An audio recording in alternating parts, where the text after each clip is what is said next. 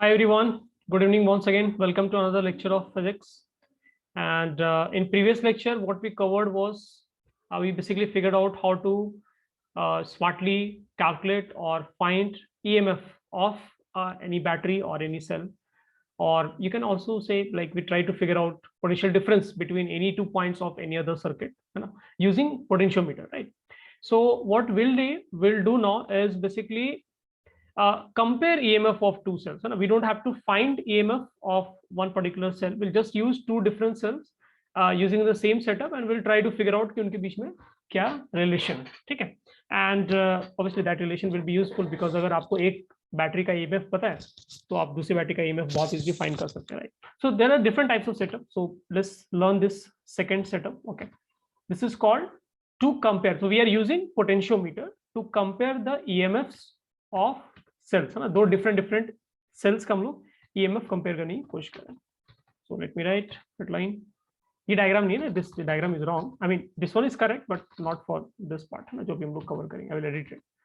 So we are basically trying to figure out case number 2, which is to compare the EMFs of cells. So let's say दो different cells हैं आपके पास, and आप उसका EMF compare करके figure out करना चाहते हैं, right? सो circuit में हमें क्या क्या नहीं चाहिए, जस्ट रिमूव दोस थिंग्स, है ना? सो रैंडम एरोस हटा देते हैं, this things, just remove this things as well. We don't, maybe will right keep A B. Okay fine. So small L and all this things are kind of not required, ठीक है, इसको हटा दे रहे हैं, या ठीक है रहने देते हैं. पोटेंशियल ग्रेडियंट के है, हमें पहले से पता है, अब बार बार लिखने की जरूरत नहीं इसको. So I think everything is fine. Okay. So same setup रहेगा, जो पहले हम लोगों ने सेटअप किया था वो सेम सेटअप रहेगा, बट डिफरेंस क्या होगा, आप इसमें maybe I will use some other colour, let's say orange colour use कर लो, ठीक है? तो आप इसमें क्या करेंगे, rather than single cell use करने, you will use two different cells, है ना, और उसको आप इस तरह से सेटअप से कनेक्ट करेंगे, इस तरह से, ठीक है? ठीक है, तो ये आपका सेकेंड सेल हो गया जो मैंने यहाँ पे इंट्रोड्यूस किया. ऑब्वियसली हर सेल का कुछ ईएमएफ होगा, हर सेल का कुछ इंटरनल रेजिस्टेंस वैल्यू होगा, राइट? बट आपको क्या करना है, यहाँ पे स्विचेस बनाते हैं. जैसे यहाँ पर भी आपको एक स्विच बना देना, जैसे स्विच को S1 बोल देना, यहाँ पर भी एक स्विच मैंने बना दिया और मैं इसको S2 बोल रहा हूँ. सो सेटअप एग्जैक्टली में जो एक्चुअली पहले यूज किया था हम लोगों ने. डिफरेंस क्या है कि रादर देन एक सेल यूज करने, we are using two cells, ठीक है? और आप जब टू डिफरेंट सेल्स यूज करेंगे तो आपको देखने में ऐसा लगेगा कि सर्किट कॉम्प्लिकेट हो गया, बट ऐसा कुछ नहीं. हमें करना क्या है, S1 क्लोज रहेगा, है ना. फर्स्ट केस में क्या करेंगे, S1 क्लोज रहेगा. तो S1 अगर क्लोज होगा तो ये AB के अक्रॉस जो सेल कनेक्टेड है ना, जो ब्लैक कलर से कनेक्टेड है, वही पार्टिसिपेट कर रहा होगा इस पूरे इवेंट में, राइट? क्योंकि आपका ऊपर वाला जो सेल है वो तो कनेक्टेड ही नहीं है, क्योंकि S2 ओपन है, आप क्लियर देख रहे हैं, राइट?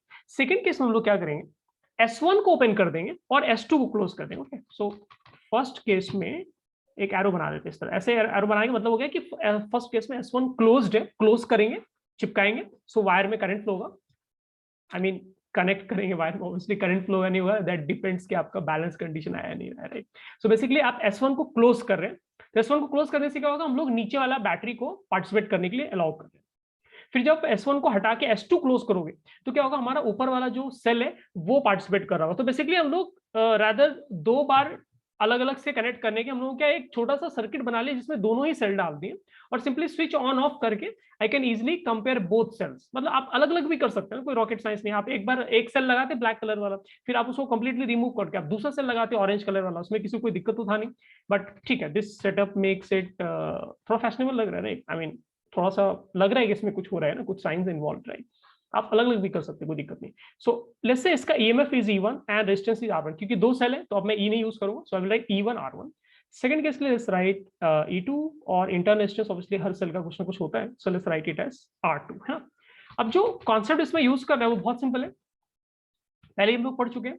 फॉर एग्जांपल अगर आपने S1 क्लोज किया ना, अगर आपने S1 क्लोज किया है, ठीक है, एंड S2 अगर आपका ओपन है, तो उसमें आपने कौन सा सेल बेसिकली कनेक्ट करके रखा है, नीचे वाला सेल, ब्लैक कलर वाला सेल, जिसका EMF E1 है.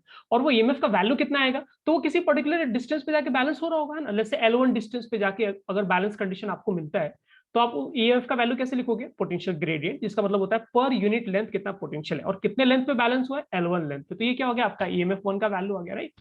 This is first observation. Second observation में आपको क्या करना है, S1 को हटा देना है, यानी S1 को ओपन करना। ओपन का देखो, ओपन का मतलब क्या होता है, क्लोज नहीं होता है। देखो ओपन का मतलब होता है कि आपने वो जो यहाँ पे घुमाने वाला मैंने एक डिजाइन बनाया वो आपने हटा दिया है। तो अगर आप हटाओगे तो सर्किट ब्रेक हो जाए। सो ओपन का मतलब होता है सर्किट ब्रेक करके रखा आपने। क्लोज का मतलब होता है सर्किट आपने कनेक्ट किया। सो S1 ओपन है, ठीक है, और S2 को क्लोज करना है, ठीक है। दिस इज फॉर केस 1, जब आप केस 1 में ये क्लोज करेंगे, और इसको आप कब क्लोज करेंगे, केस 2 में क्लोज करेंगे, और S1 को आपको हटाना पड़ेगा। सो S1 ओपन है और S2 आपने क्लोज किया, यानी बेसिकली एट ए टाइम एक क्लोज करना है और एक को ओपन रखना है, so that at A time एक ही सेल पार्टिसिपेट करो। तो अगर ऐसा करेंगे तो ऑब्वियसली उस दूसरा जो सेल हमारा ऊपर में ऑरेंज कलर वाला सेल, उसके अक्रॉस हम लोग ईएमएफ ढूंढ रहे होंगे, वही मिल रहा होगा मेरा, एंड उसकी वजह से कहां पर बैलेंस होता है we don't know, right. Maybe L2 length, L1 length पे पहला सेल आपका बैलेंस हुआ, किसी और डिफरेंट लेंथ पे दूसरा सेल बैलेंस होगा, लेट्स से L2 लेंथ पे बैलेंस होगा, तो फिर आप ईएमएफ का वैल्यू कैसे लिखोगे, K टाइम्स L2, ठीक है। So basically we have two observation, एक में आपका ईएमएफ का वैल्यू आ गया है KL1, दूसरे सेल का आपका ईएमएफ का वैल्यू आ गया है KL2। अब ऐसा हो सकता है कि फर्स्ट सेल जो है ना आपको एक्चुअली पता हो, जैसे मार्केट से आपने बाय करके लाया, उसमें लिखा हुआ है 3 वोल्ट ईएमएफ, तो आप अज्यूम कर सकते हैं क्योंकि फाइन E1 हमें पता है, तो फिर मैं E2 निकाल सकता हूं। कैसे निकालेंगे, आप सिंपली क्या करो, रेशियो निकाल लो इनका, दोनों के ईएमएफ का आप रेशियो निकाल, तो रेशियो में क्या हो जाएगा, KL1 ओवर KL2 आप लिखोगे, K तो कैंसिल हो जाएगा। सो इन शॉर्ट, जो आपने दो अलग अलग सेल लगाया, let's say E1 known cell है, यानी इसको इसके बारे में आपको पता है कि इसका कितना ईएमएफ है, तो आप दूसरे सेल का ईएमएफ फाइंड कर सकते हैं, राइट। बहुत इजी रिलेशन है, कुछ खास है नहीं इसमें, एक सिंपल सा रेशियो है और वो इक्वल है, that's it, we have to use it, है ना, इसमें कुछ रॉकेट साइंस नहीं। तो आपको सिर्फ इतना ध्यान रखना है कि यहाँ पर यूज क्या करें, वही कॉन्सेप्ट अप्रोच यूज करें जो हम लोगों ने पहले पढ़ा था। सो ये चीज इंपॉर्टेंट है ना, कि आप सेल, एक सिंगल सेल को जब आप कनेक्ट करते हैं तो क्या आप उसके अक्रॉस ईएमएफ को मेजरमेंट कर रहे होते हैं, क्योंकि उस सेल के थ्रू करंट फ्लो होने के लिए कोई लूप एक्चुअली नहीं है। सो विच मीन्स जो भी आपने मेजरमेंट किया that is EMF of cell, है ना, पोटेंशियल डिफरेंस ऑफ सेल नहीं है, ठीक है। पोटेंशियल डिफरेंस ऑफ सेल के लिए क्या होगा, आपको सर्किट के थ्रू बैटरी या तो करंट देना चाहिए, बैटरी करंट लेना चाहिए, राइट। बट वैसा कुछ भी कंडीशन पहले भी केस में नहीं बना था जो हम लोगों ने प्रीवियस लेक्चर में पढ़ा था, और अभी जो कर रहे हैं इसमें भी नहीं बन रहा है। बस डिफरेंस क्या है फर्स्ट केस और इस केस में, इस केस में क्या करें हम लोग, दो अलग अलग सेल यूज कर रहे हैं, ठीक है, और एक एक करके 1 बाय 1 उनको अलाउ कर रहे हैं, कनेक्ट कर रहे हैं और मेजरमेंट कर रहे हैं कि कहाँ कहाँ किस किस लेंथ पे उनका बैलेंसिंग लेंथ हमें मिलता है, एंड इस फॉर्मूला को यूज करके हम लोग इजिली फाइंड कर पाएंगे कि ओके कितना आंसर दूसरा अननोन सेल, अगर एक सेल मुझे नोन है तो दूसरा अननोन सेल का रिजल्ट कितना है, that we can find out, right. इसको नोट करो किड्स फास्ट, एक बार नोट कर लो, फिर कुछ डाउट होगा तो हम लोग डिस्कस करेंगे।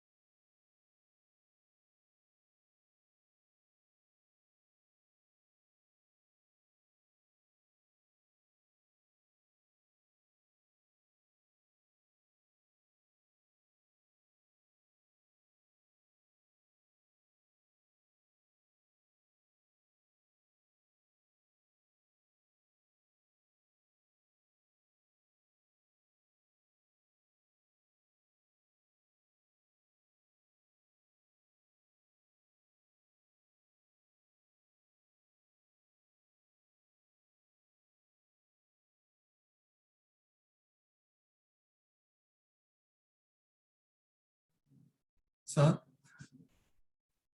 हम बताओ क्या डाउट है।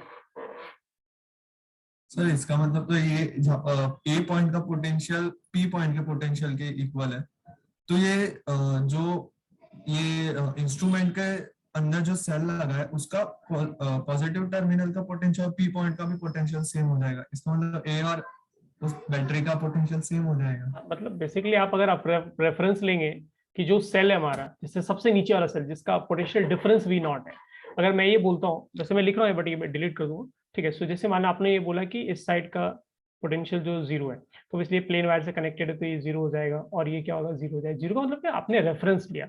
आप कोई रेफरेंस लेंगे तभी आप किसी दूसरे पॉइंट के पोटेंशियल के बारे में कमेंट कर पाएंगे। अब मैंने अगर यहाँ पे जीरो लिया है, just to give an example, मान लो यहाँ पे जीरो और यहाँ पर 10 है, तो अब मैं बोल सकता हूँ कि ओके फाइन, अगर मैं ऊपर से भी जाता हूँ तो यहाँ पर भी 10 होगा, ठीक है। बट ये मैं हटा रहा हूँ, this was not part of discussion, ठीक है। क्लियर है भाई? हो गया बच्चों, नोट कर लिया सब लोगों ने? रिप्लाई कर दो चैट पे fast.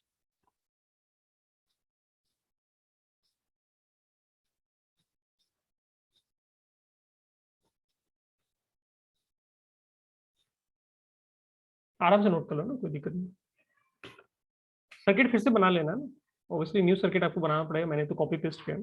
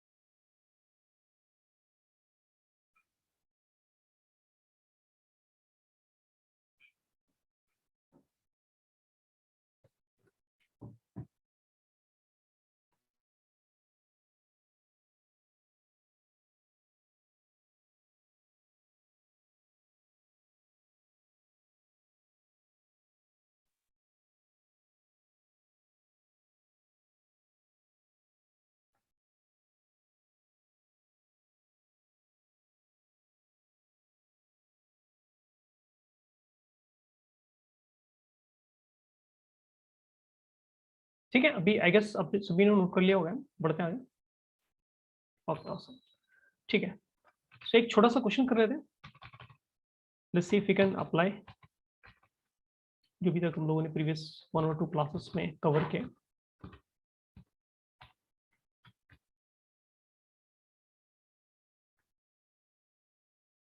Question says a potentiometer wire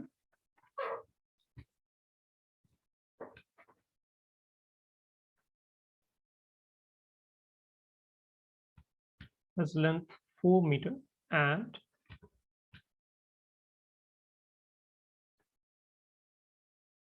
driving voltage 20 volt, ठीक है।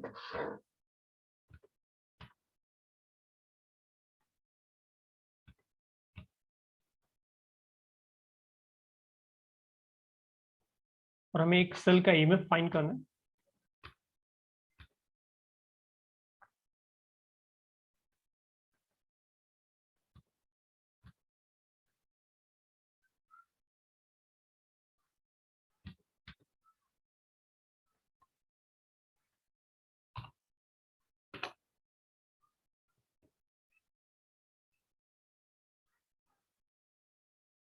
ट्राई करो बच्चों, सब लोग बताओ। ये फर्स्ट केस पे बेस्ड ना, मतलब जो हम लोगों ने पहला एप्लीकेशन पोटेंशियोमीटर का देखा था उस पर बेस्ड है। फटाफट आंसर बता दो सुपर फास्ट, चैट पे बताओ।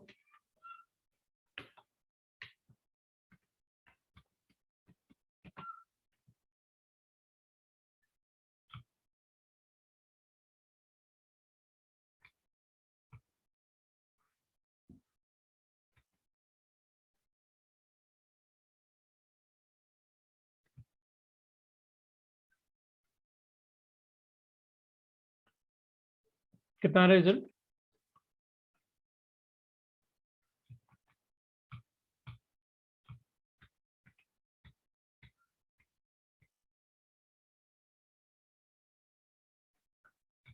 Seven 7.5 volt, I guess correct है। 7.5 आ रहा है, ओके सबका साइन 7.5 आ रहा है, ठीक है। वो ट्राई कर लेते हैं, हम लोग भी ट्राई कर लेते हैं। तो इसमें करना क्या है आपको, ऐसे पहले एक डायग्राम बना दो, जैसे ये पोटेंशियोमीटर का जो वायर है ना, जिसके अगेंस्ट में आप बैलेंस करते हो, ठीक है। और आपने क्या किया, एक ईएमएफ ढूंढना है आपको, तो एक सेल आप कनेक्ट करोगे, आपका सेल हो गया राइट। एंड मान लो गैल्वेनोमीटर से कनेक्ट करने पे यहाँ पर कहीं पर बैलेंस हो, बैलेंस लेंथ जो है 1.5, तो मतलब ये 1.5 मीटर है। और आपने यहाँ पे नोटिस किया जनरली क्या पोटेंशियोमीटर का लेंथ जो है 1 मीटर होता है, बट कुछ जरूरी नहीं। जैसे यहाँ पर आपको पोटेंशियोमीटर का जो लेंथ गिवन है दैट इज 4 मीटर ना, ये 4 मीटर गिवन है, ठीक है। और ऑब्वियसली एक बैटरी होता है जो नीचे आप कनेक्ट करते हैं ना पेट्रोल पोटेंशियोमीटर वायर के क्रॉस पोटेंशियल डिफरेंस बनाने के लिए, तो ये बैटरी जो आपका 20 वोल्ट का है, ठीक है। If that is the case then first time is to figure out potential gradient कितना है। पोटेंशियल ग्रेडियंट कैसे सोचते हैं, पूरा ये वायर है ना, इस वायर पर आप ध्यान, तो ये पूरा वायर जो आपका वो कितने लेंथ का है 4 मीटर, और उससे जो कनेक्टेड है बैटरी वो कितने वोल्ट का 20 वोल्ट, तो मतलब 20 वोल्ट क्या 4 मीटर के अक्रॉस क्या होगा डिस्ट्रीब्यूटेड रहेगा, राइट। पर यूनिट लेंथ हमें फिगर आउट करना है, पर यूनिट लेंथ कितना पोटेंशियल मिलेगा आपको उस डार्क मोटे वाले वायर में जो मैंने ड्रॉ किया। सो विच मीन्स 20/4 हो गया, विच इज 5 है ना, 5 वोल्ट काइंड ऑफ पर मीटर ना, 5 वोल्ट पर मीटर ऐसे यूनिट लिख सकते हैं हम। नाउ बैलेंसिंग लेंथ जो आपका 1.5 मीटर, मतलब 1.5 मीटर पे जब आपने कनेक्ट किया तो करंट थ्रू गैल्वेनोमीटर आपको नहीं मिल रहा है, तो अगर ईएमएफ ई है तो ईएमएफ ई का वैल्यू क्या हो जाएगा, सिंपल, कितना ग्रेडियंट है, पोटेंशियल ग्रेडियंट क्या है, पर यूनिट लेंथ कितना पोटेंशियल चेंज हो रहा है, मल्टीप्लाइड बाय बैलेंसिंग लेंथ है ना, तो ये हो गया आपका 5 × 1.5 है ना, आंसर कितना हो जाएगा आपका 7.5 वोल्ट हो जाएगा, ठीक है। इसको नोट करो किड्स फास्ट।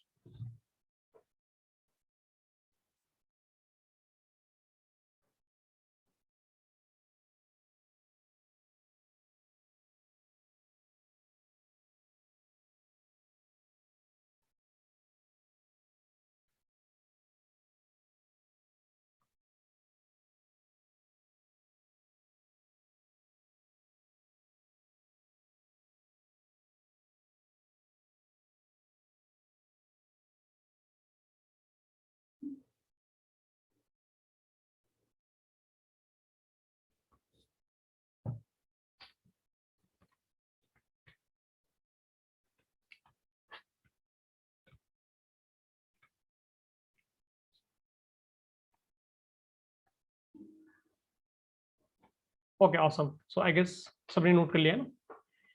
नेक्स्ट एप्लीकेशन पे चलते हैं हम लोग, and next application is very important, we need to find, we'll see the method to figure out internal resistance of a cell है ना, एक सेल का इंटरनल रेजिस्टेंस हमें ढूंढना है ना, काफी इंटरेस्टिंग रिजल्ट निकालना है हमें,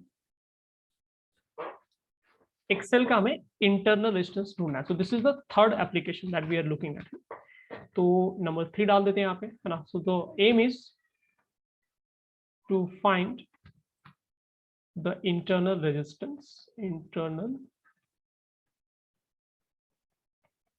रेजिस्टेंस ऑफ अ सेल है ना, क्योंकि ये काफी इंपॉर्टेंट हो सकता है ना, अगर आपको एक सेल का इंटरनल रेजिस्टेंस मेजर करना है ना, थोड़ा डिफिकल्ट टास्क होता है, और अगर आप मेजर कर सकते हैं तो काफी यूजफुल होगा, आपको एटलीस्ट पता चलेगा कि है ना बैटरी कैसे रिस्पॉन्ड करेगा किसी सर्किट में, है ना। नहीं तो अदरवाइज आप एजम्पशन लेके चल रहे होंगे कि हमारा बैटरी आइडियल है, इतना देगा, और आपने मालूम पड़ा एक्सपेरिमेंट किया आपको वो मिला ही नहीं, और ये this is very common, experiment काफी कॉमन है, आपको रिजल्ट काफी डिफरेंट मिलेंगे कंपेयर टू जो आइडियली होना चाहिए, ठीक है। समझ में बात, तो प्रोसेस क्या है ना, प्रोसीजर क्या है उसको देखो। आप क्या करोगे, पहले आप सेल को नॉर्मली, जैसे केस 1 पढ़ा था हम लोगों ने, कोई भी एक सेल लाओ, आप उसका ईएमएफ मेजरमेंट करो सबसे पहले, ठीक है। सो ईएमएफ मेजरमेंट जरूरी है क्योंकि ईएमएफ आपको पता होना चाहिए, ठीक है। ईएमएफ मेजरमेंट करने के बाद हम लोग क्या करेंगे, उस सेल को एक सर्किट से, एडिशनल सर्किट से हम लोग उसको कनेक्ट कर देंगे, ठीक है। सो दैट, क्योंकि आप जब तक सर्किट सेल को एक सर्किट नहीं देंगे, एक लूप नहीं देंगे, तो करंट सेल के थ्रू फ्लो नहीं होगा, है ना, ये हम लोग पहले केस 1 में देख चुके हैं।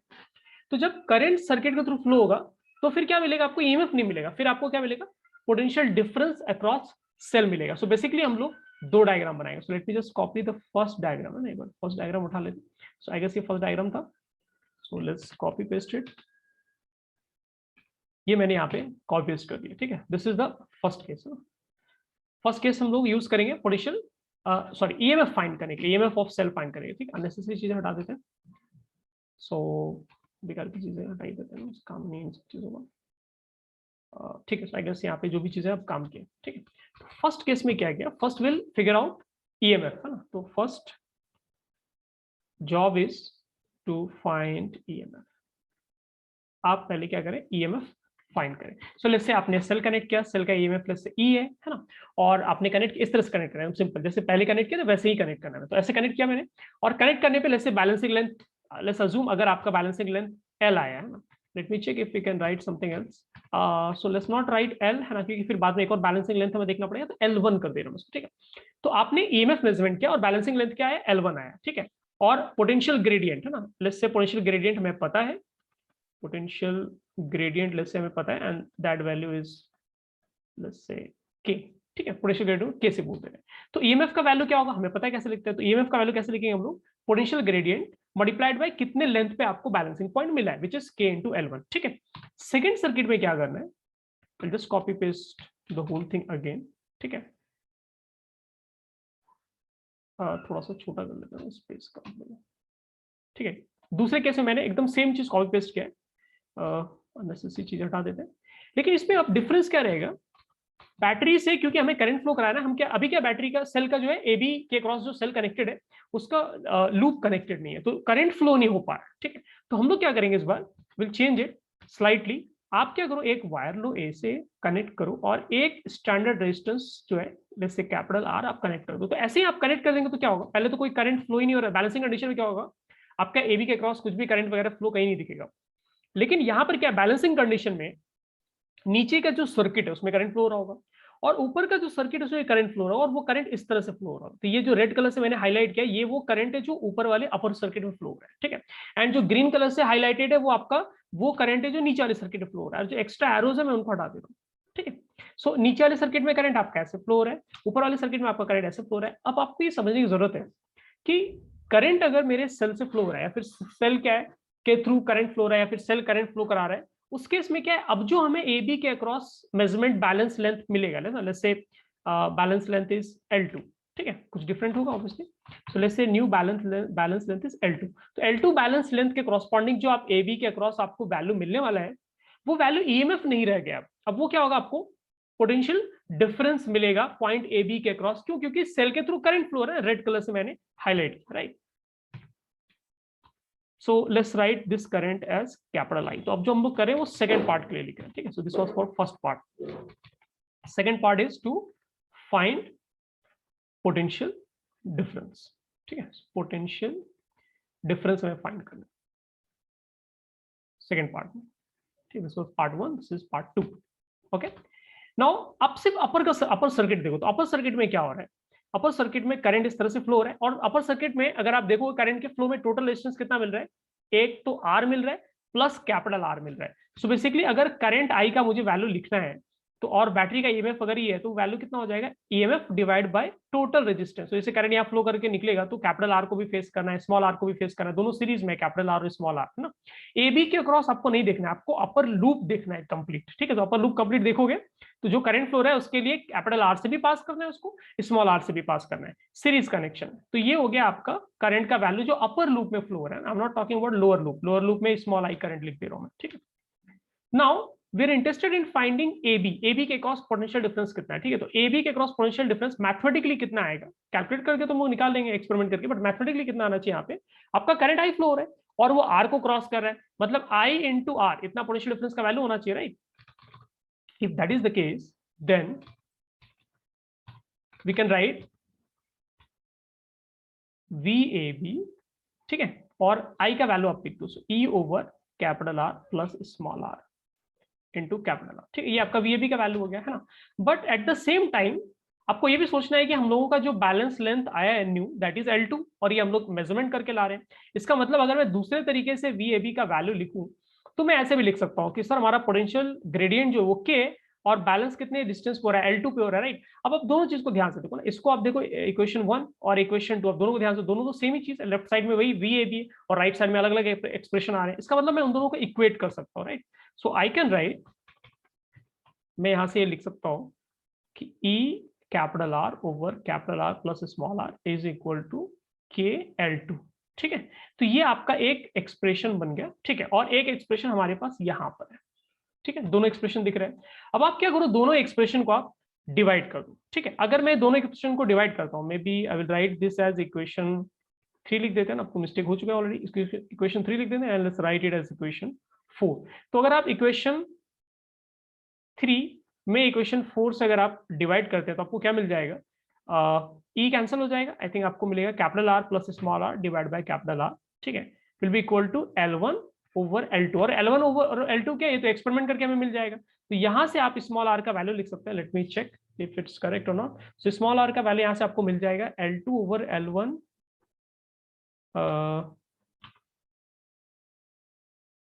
Are. Okay, so let's simplify it a little bit. नीचे एक स्टेप कर लेते हैं. आप इसको ऐसे लिख लो, 1 plus small R over capital R का वैल्यू हमें मिल रहा है L1 ओवर L2. ठीक है. So which means next step हम लोग लिख सकते हैं, हमें स्मॉल आर में इंटरेस्ट है बिकॉज स्मॉल आर क्या है आपका सेल का इंटरनल रेजिस्टेंस है, वही फाइंड करना है. तो स्मॉल आर यहां से हो जाएगा आपका L1 over L2 minus 1 times capital R. ठीक है. तो ये रिजल्ट क्या आपको याद रखना चाहे तो रात याद रख सकते हैं, और अगर मेमोराइज नहीं कर पा रहे तो मेन इंपॉर्टेंट पॉइंट जो था उसको आपको ध्यान में रखना है, लेकिन काफी इंपॉर्टेंट है. ठीक है. सो बेसिकली क्या किया हम लोगों ने, स्टेप क्या था, फर्स्ट आपने सेल को कनेक्ट किया और सेल के साथ कुछ भी कनेक्ट नहीं किया आपने ऊपर में, सो दैट सेल का लूप कंप्लीट ही नहीं हुआ. तो सेल का जो मेजरमेंट ए बी के क्रॉस आएगा वो आपको ईएमएफ मिल जाएगा डायरेक्टली किसी L1 लेंथ पे बैलेंस होने की वजह से. सेकंड सिनेरियो में आपने क्या किया, सेल के अक्रॉस आपने एक एक्स्ट्रा वायर एक्स्ट्रा रेजिस्टेंस डाल दिया. उससे क्या होने वाला है, अब जो आपका मेजरमेंट आप करोगे वो मेजरमेंट ईएमएफ नहीं देगा, वो पोटेंशियल ए बी जो वी ए बी जो वैल्यू का वो पोटेंशियल डिफरेंस अक्रॉस सेल मिलेगा बिकॉज करंट थ्रू बैटरी अब फ्लो हो रहा है. It is not the same case पहले जैसा. ठीक है. तो सेकंड केस में हमने एक रिलेशन ढूंढा कि ओके फाइन, मैथमेटिकली जो है ए बी के क्रॉस पोटेंशियल डिफरेंस ये E R over capital R plus small R ये होना चाहिए. ठीक है. बट एक्सपेरिमेंट के अकॉर्डिंग क्या L2 लेंथ पे बैलेंस हुआ है, तो मैं एक्सपेरिमेंट के अकॉर्डिंग L2 लेंथ पे बैलेंस हुआ है तो VAB को मैं ऐसे भी लिख सकता हूं, और इन दोनों को कंबाइन करके मैंने एक इक्वेशन बना लिया, इक्वेशन 4. और एक इक्वेशन हमारे पास पहले से था, इक्वेशन नंबर 3 और 4 का आपने डिवाइड कर दिया, तो वहां से आपको रिलेशन मिल गया in terms of capital R. Capital R क्या, नोन रेजिस्टेंस है. हम लोग अपने एक्सपेरिमेंट के नीड के अकॉर्डिंग हम लोग जो अपना रेजिस्टेंस बॉक्स होता है वहां से पिक करेंगे ना, 5 ओम 10 ओम डिपेंड करता है. So capital R is known, capital R में पता है. L1 L2 हम लोग एक्सपेरिमेंट करके फाइंड करेंगे, क्योंकि जैसे जैसे एक्सपेरिमेंट करेंगे हमें L1 का वैल्यू पता चल जाएगा और L2 का वैल्यू पता चल जाएगा. तो what is small R, small R क्या आपका इंटरनल रेजिस्टेंस है जो हमें एक्चुअली फाइंड करना था. ठीक है. किड्स नोट करो इसको फास्ट, फिर हम लोग उस पर प्रॉब्लम देखेंगे जो इस पर्टिकुलर अप्रोच पे बेस्ट होगा. एक बार नोट कर लो, फिर कुछ डाउट भी होगा तो हम लोग डिस्कस करेंगे.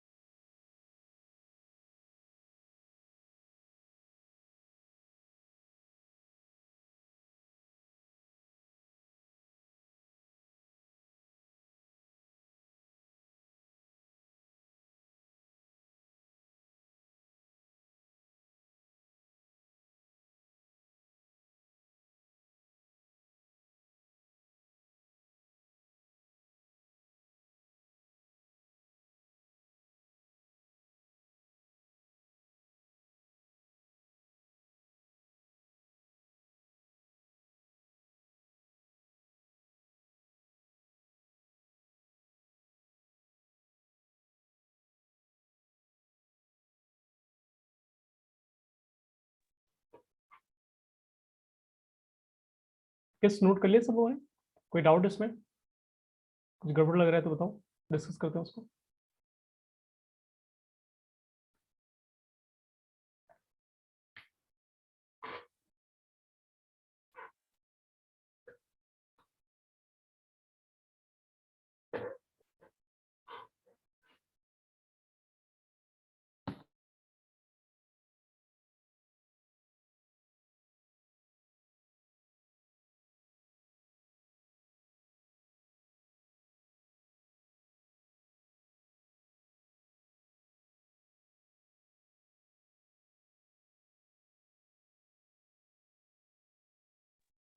क्या बच्चों सभी ने नोट कर लिया? बढ़े आगे हम लोग करें क्वेश्चन पे. Okay, so I'm assuming everyone has noted. So let's jump to problems.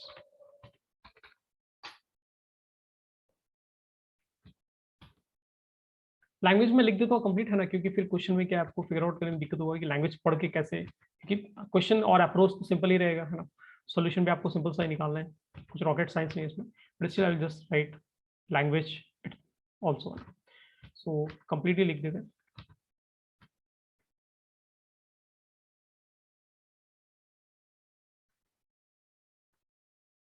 Question is, a potentiometer is used to find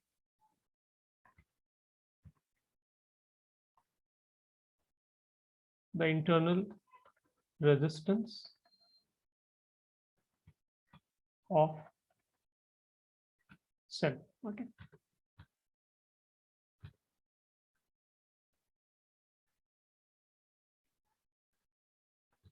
The null point length comes to 3 meter. काफी बड़े बड़े लेंथ की बात हुई यहाँ पे. When no external resistance is applied across the cell. ठीक है. And the next part is the null point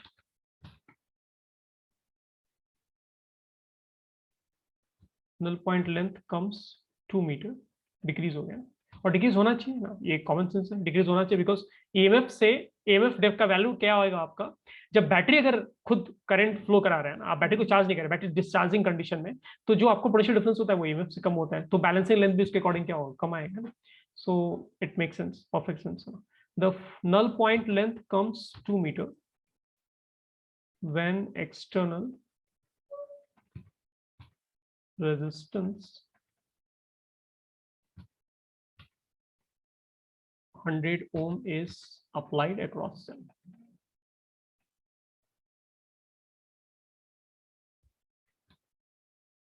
ठीक है.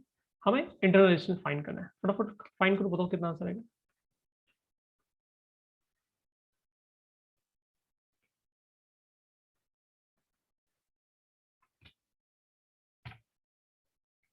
आंसर बहुत सिंपल है ना, क्वेश्चन काफी लंबा है बट आपको आंसर को छोटा सा लिखना है.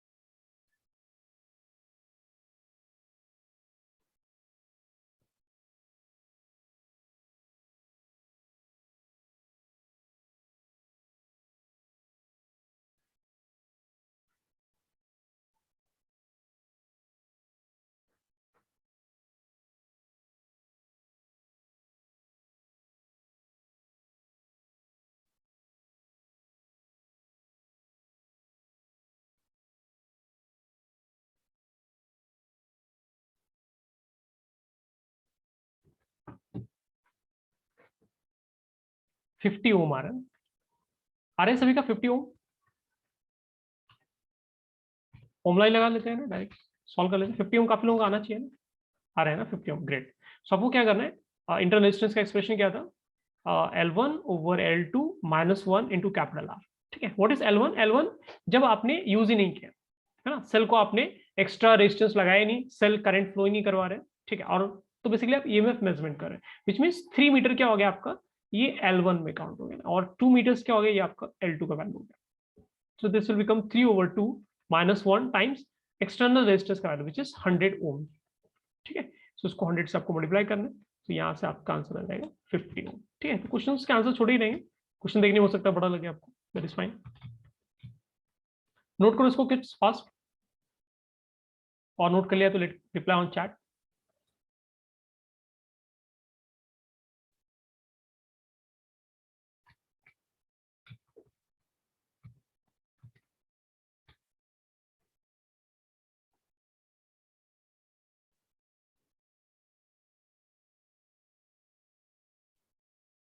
ओके ऑसम, आई गेस सबने नोट कर लिया। नेक्स्ट पार्ट में हम लोग क्या करेंगे, इस पे बेस्ड और क्वेश्चंस करेंगे, ठीक है।